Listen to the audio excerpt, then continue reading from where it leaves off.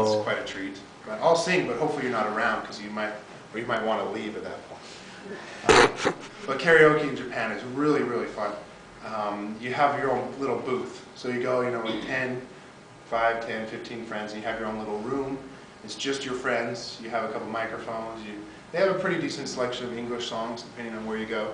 And a lot of times it's all you can drink as well. So 10 of your friends, all you can drink, singing for a couple hours. Turns into quite a bit of fun.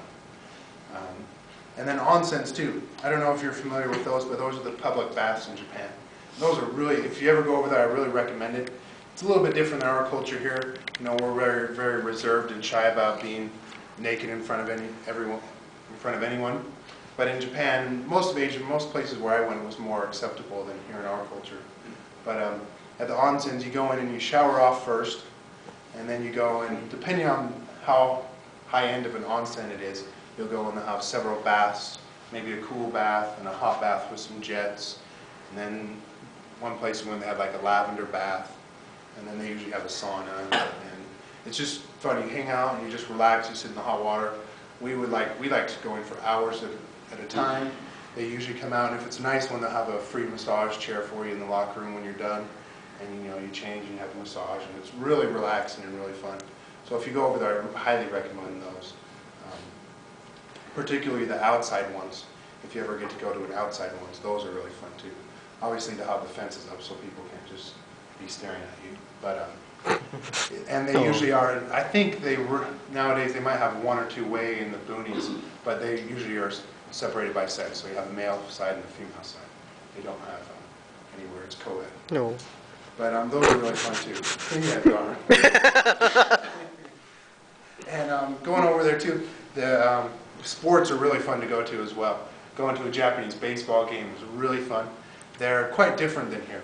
They don't have anything like the 7th inning stretch here either. They usually have the cheerleaders go out there and dance around for you. It's like a football game.